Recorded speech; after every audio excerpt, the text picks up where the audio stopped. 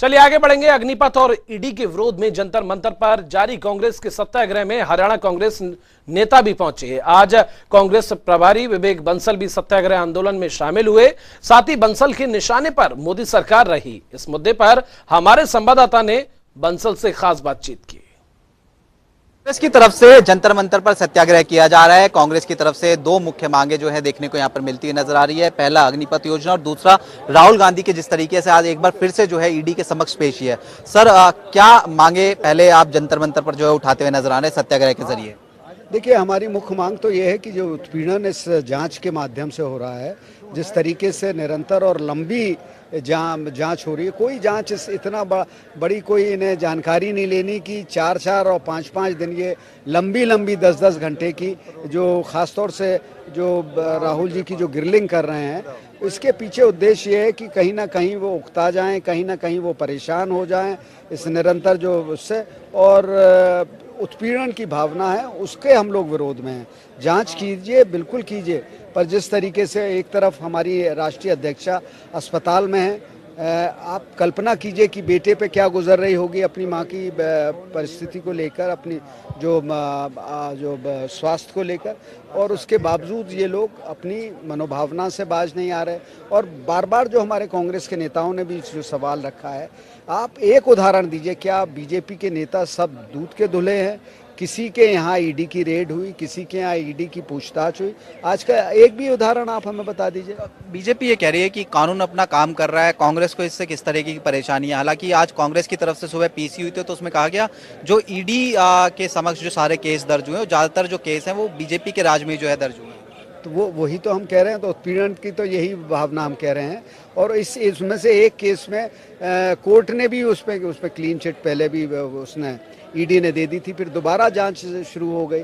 तो ये सिर्फ और सिर्फ हम लोगों को तो जो जितना जानकारी है, जो जितना राजनीतिक अनुभव है, कि वो यही है कि ये लोग हम लोगों को परेशान, हमारे नेता को परेशान करने का प्रयास कर रहे हैं। पर लेकिन हमारा नेता जो है बड़े जीवट वाला नेता है, वो इनके इस उत्पीड़न से। अग्निपथ योजना को लेकर आप किस तरीके से देख रहे हैं? क्योंकि बीजेपी अगर बात करें वो कह रही है कि युवाओं को भड़काने का काम जो है कहीं ना कहीं देखने को मिलता हुआ नजर आ रहा है। देखिए, अग्निपथ जो है सिर्फ भड़काने की बात नहीं है, युवा स्वतः ही सड़क पर निकल कर आया है। आप कल्पना कीजिए कि गांव में जो युवा सपने संजोता है, जो सेना में भर्ती होने के लिए अभ्यास निरंतर करता रहता है, सड़कों पर दौड़ता रहता है। आप भी जाते होंगे, ये परिदृश्य आपने भी कई बार देखा होगा कि गर्मी हो चाहे सर्दी हो, नंगे पैर वो दौड़ता हुआ मिलता है, तो अभ्यास करता है, वो एक सपना संजोता है ना। आज उसके सपने को धाराशाही कर दिया गया।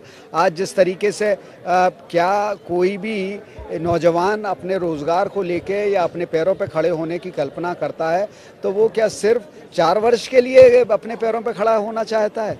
4 वर्ष के बाद भी वो चाहता है, 4 वर्ष मतलब वो चाहता है कि निरंतर उसे रोजगार रहे, अपने पैरों पे खड़ा रहे, अपने माता पिता के सपने को पूरा करे।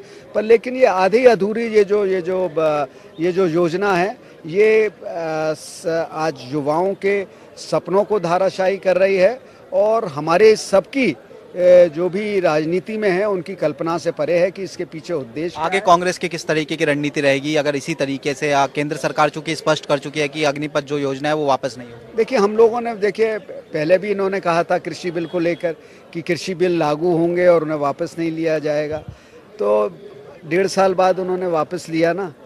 आज भी ये कह रहे हैं और मैं ये कह रहा हूँ इन्हें वापस लेना पड़ेगा। कांग्रेस क्या करेगी? कांग्रेस तो इसका विरोध करेगी और शांतिप्रिय ढंग से करेगी। हम लोग तो राष्ट्रपिता महात्मा गांधी के अनुयायी हैं। सत्य और अहिंसा के नाम पर हम लोग अपना आंदोलन करेंगे। जो उन्होंने हमें एक हथियार दिया है, जो भी जन विरोधी नीतियां हो या हमें अपना विरोध प्रकट करना हो, उसके माध्यम से हम करेंगे। बहुत बहुत शुक्रिया सर। तो ये हरियाणा कांग्रेस के प्रभारी विवेक बंसल थे, जो साफ तौर पर कह रहे हैं कि कांग्रेस जिस तरीके से अग्निपथ योजना है उसका लगातार विरोध जो है करती हुई नजर आएगी, और जिस तरीके से 3 कृषि कानून केंद्र सरकार ने वापस लिए थे, इसी तरीके से अग्निपथ योजना को भी केंद्र सरकार को वापस लेना होगा।